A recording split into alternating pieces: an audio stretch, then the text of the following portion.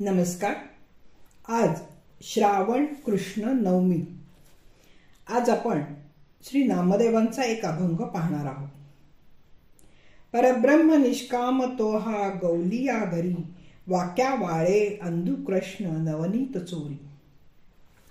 म्हणती गवळणी हरीची पाऊले धरा, रांगत रांगत येतो हरी हा राजमंदिरा. लपत छपत येतो हरी हा राजभुवनी, नंदासी टाकुनी आपण बैसे सिंहासनी. सापडाला देव्हारी यासी बांधी दाव्यानी, शंख चक्र गदा पद्म शारंग पाणी. बहुता कष्टे भूता पुण्य जोडले देवा, अनंत पवाडे तुमचे न कळती मावा. नामा म्हणे केशवा अहोजी तुम्ही दातारा, जन्मो जन्मी द्यावी तुमची चरण सेवा. संत नामदेवांनी निर्मल ब्रह्मस्थितीचे पूर्ण ज्ञान झाल्यावरही समाधी अवस्था मिळवल्यानंतर आपले प्रेमभक्तीचे वेड सोडले नव्हते. त्यामुळे सगुणाची सृष्टी निर्माण करण्यातच ते रमलेले असत. त्या सृष्टीत मग परब्रह्मच अवतीर्ण होऊन क्रीडत असल्याचे ते सांगतात.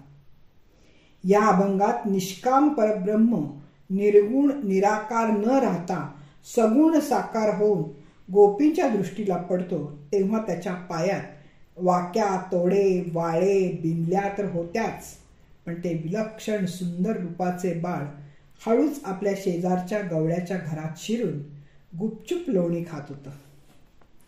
त्याची चोरी या गोपींनी आपल्या डोळ्यांनी त्याने करताना पाहिली होती. तोंडात लोणी असलेला तो बाळकृष्ण रांगत रांगत राजमंदिराकडे येत असलेला त्यांना दिसला.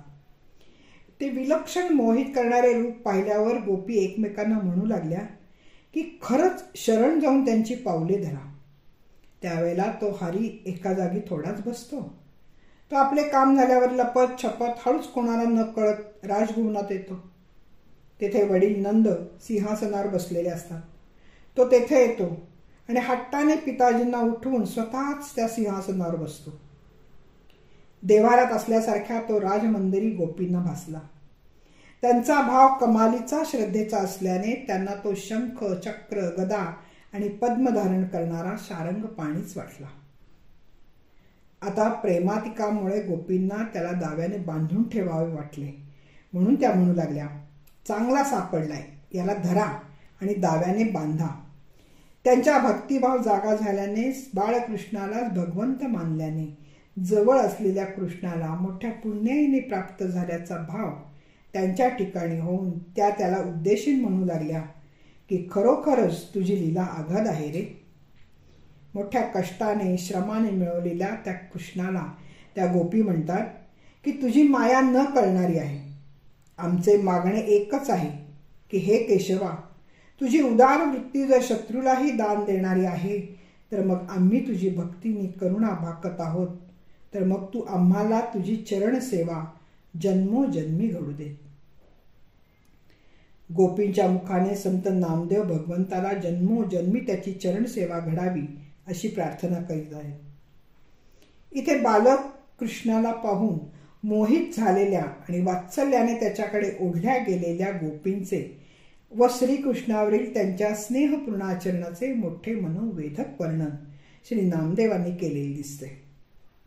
बाळकृष्णाच्या छोट्या छोट्या गोष्टी त्यांच्या खोड्या त्यांचे मन मुग्ध करायला कारण होतात.